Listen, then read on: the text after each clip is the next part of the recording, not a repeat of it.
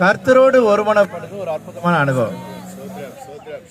நம்ம கர்த்தரோடு ஒருமனப்படலன்னு சொன்னா நம்ம குடும்பத்தில் என்ன பண்ண முடியாது, ஒருமனப்பட முடியும். சபைக்குள்ளாக ஒருத்தருக்கு ஒருத்தர் ஒருமனப்பட்டு இருக்க முடியாது. சபை ஒருமனப்படுவது என்பது முதலாவதாக சபை கர்த்தரோடு ஒருமனப்பட்டு இருக்கிறது. நிறைய நேரங்களில் நம்முடைய ஆவிக்குரிய வாழ்க்கையில நம்ம கர்த்தரோட ஒருமனப்படாமே போயிடுறோம். ஏன்னா நமக்குன்னு சில எண்ணங்கள்லாம் வச்சிருக்கோம், இப்படிதான் நடக்கணும், இப்படிதான் இருக்கணும் அப்படின்னு சொல்லி.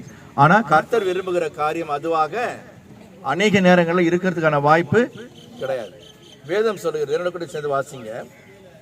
2 நாளாகமம் 30ஆம் அதிகாரம் 12ஆம் வசனம் வாசிங்க.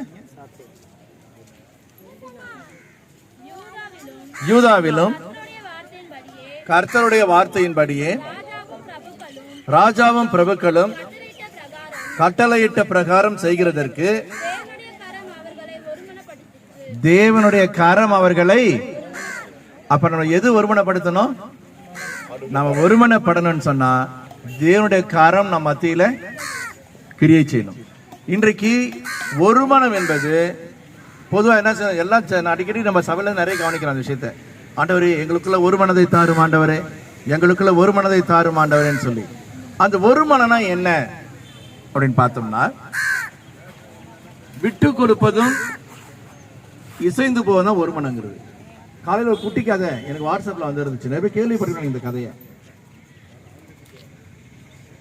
கணவன் மனைவி 2 பேருக்கு சண்டை. ஒருத்தர் பேசும்போது தேல் கொட்டின மாதிரி வார்த்தைங்க, நீ பேசுற நான் பேசுறேன், நான் பேசுறேன் நீ பேசுறேன்னு சொல்லி தேல் கொட்டுற மாதிரி வார்த்தைங்க தடிமன் ஆகிக்கிட்டே போகுது. ஒரு கட்டத்துல ஒரு வாரம் 1 வருஷம் ஆயிடுச்சு. ஒரு கட்டத்துல என்ன பண்ணுன்னு தெரியல. இந்த சகோதரி வேக வேகமா இந்த வாழ்க்கையை முடிச்சுக்கணும் நம்ம சொல்லிட்டு போகிறாங்க, தயங்கி நிக்கிறாங்க. சரி, அதுக்கு முன்னாடி யாரும் ஆலோசனை கேட்போமேன்னு சொல்லிட்டு அவங்களுக்கு தெரிஞ்ச ஒரு ஊழியக்காரர் ஒருத்தர் போறாங்க. அவங்க அப்படி ஐயா இந்த மாதிரி விஷயம், நானும் பேசாம நானும் கூட கூட பதிலுக்கு பேசுறேன் தான், ஆனா என்னால என்ன பண்ண முடியல, அவரு பேசுற வார்த்தையை தாங்கிக்க முடியல. வார்த்தைங்க 2 பேரும் வந்து தேளு கொட்டுற மாதிரி பாம்பு கடிக்கிற மாதிரி தடிமனா வார்த்தைங்க இருக்கையா, ஏன்னா வாழவே முடியல வாழ்க்கைன்னு சொல்லுமா ஊழியக்காரர் சொல்றாரு. சரிம்மா, நான் இந்த ஆலோசனை நிறைய பேருக்கு கொடுத்துருக்கேன்,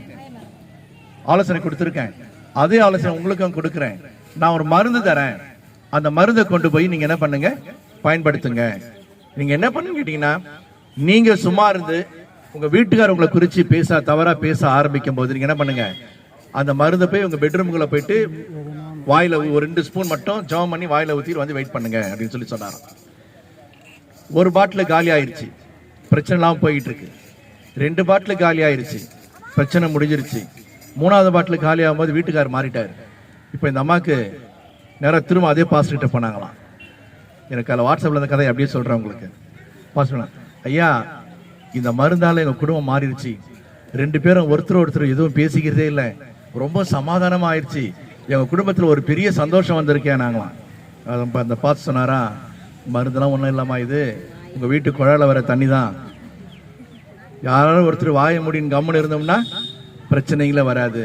ஆக ஒருமனம் என்பது யாருக்குரிய விட்டு கொடுக்கிறது தான். யாராவது சில சகோதரிகள் பதில பாக்கெட்லயே வச்சிருப்பாங்க, இன்னும் சிலர் பதில விரல் நுனியிலே வச்சிருப்பாங்க. அந்த அவர் ஆப்போசிட்ல இருக்கிற வார்த்தையை பேசி முடிக்கிறதுக்கு முன்னாடியே அவர் முடிக்கவே மாட்டார். இல்ல சில இடங்கள்ல வந்து அவர் பேச ஆரம்பிக்கும் போதே இதான் பேச வர சொல்லிட்டு போது பதில. இதுக்கு பேர் ஒருமனம் கிடையாது, இதுக்கு பேரு ஒருமனம் கிடையாது. ஆக கர்த்தர் விரும்புகிற அந்த ஒருமனம் என்பது, அவரை குறித்து அவர்கள் ஏளனமாய் பேசுகிற போதும் அவர் அமைதியா இருந்தார். ஹல்லேலூயா. ஆகையினால்தான் இயேசு குறித்து பேசுகிறது அவருடைய தாழ்மை குறித்து பேசும். இன்றைக்கு குடும்பங்களுக்குள்ளாக கர்த்தர் அந்த சமாதானத்தை கொடுக்கும்படியாக, நிறைய குடும்பங்கள்ல நிறைய பேரு நமக்குள்ளாக இருக்கலாம், ஒருவேளை மேலோட்டமா சிரிச்சுக்கிட்டு இருக்கோம், மேலோட்டமா சந்தோஷமா இருக்க மாதிரி நடிச்சுக்கிட்டு இருக்கோம். ஆனாலும் கர்த்தர் நம் வாழ்க்கையில கொடுக்க விரும்புகிற அந்த சமாதானம், கர்த்தர் நம்ம வாழ்க்கையில கொடுக்க விரும்புகிற அந்த சந்தோஷத்தை கொடுக்கும்படியாக நம்முடைய சபை விசுவாசிகள் பிள்ளை குடும்பங்கள்ல கர்த்தர் ஒரு மனதையும் சமாதானம் கொடுக்கும்படியாக யாராவது 2 பேர் ஜெபம்